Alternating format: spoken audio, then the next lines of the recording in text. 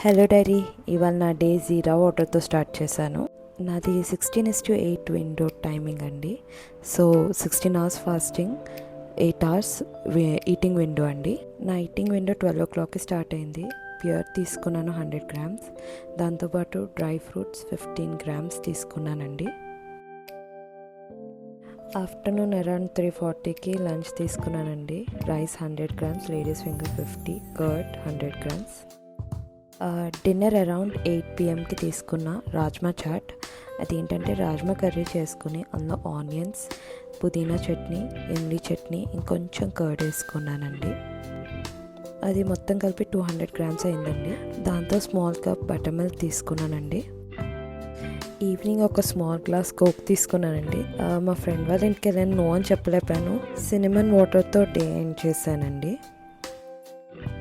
Morning ఇవాళ outdoor cycling చేశానండి, ఒక 10 rounds.